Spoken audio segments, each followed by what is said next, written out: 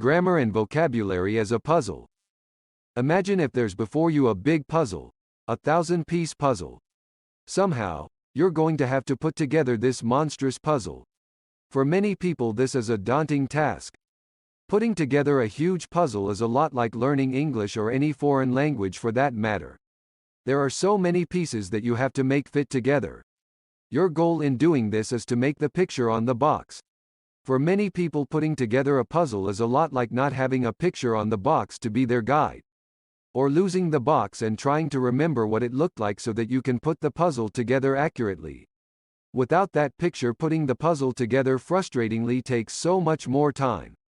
Without the picture, you would have to look at all the blank pieces individually and see how they fit together. Sadly, this is how many people learn a foreign language. There is no picture on the box to help guide them. Or they have to reach into their memory to recall what the picture is supposed to look like. Here's what I mean. The picture represents fluency in English. A completed puzzle. That's where the picture in the puzzle matches the picture on the box. What does that mean? That means when you learn a language, the activities you use to learn that language will produce grammatically correct English without having to think about it. Imagine yourself wanting to speak something in English and having to remember rules, not to mention the necessary vocabulary. Typically, when most people learn a new language, they do so without a solid system. In school, students learn things like grammar rules and memorize lists of vocabulary. Then they are expected to put all these pieces together and make the picture on the box, so to speak. It is very difficult to go from learning grammar rules and learning vocabulary lists to fluency. There are way too many pieces to remember and fit together. Remember the 1,000-piece puzzle analogy? Much of a person's education is learning about English rather than learning to speak English. Therefore, it is a great struggle for a person to put that 1,000-piece puzzle together because it's missing the wider context of the picture on the box. What does this picture on the box represent? Habit. Pure and simple. You see, most teachers teach English as a subject like math or science. It is because it is taught as a subject that students learn it as a subject. When you are a hammer, you begin to think that everything is a nail.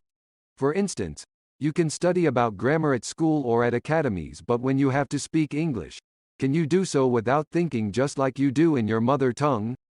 No, because you have to think about the rules and how the vocabulary fits within those rules. Or you learn lists of vocabulary, but you don't know the grammar on with which you can put it all together. So, you're stuck with a massive puzzle with thousands of pieces that were all learned individually, but don't have the big picture of grammar as a habit to help you put together the puzzle. Here's what I mean. When you put together a puzzle, wouldn't it be a lot easier to put that puzzle together if the pieces were larger? Imagine a 1,000-piece puzzle in front of you and then a children's puzzle with roughly 25 to 50 pieces. If you didn't have a lot of time, which one would you rather put together? How well can you put all the individual grammar pieces together?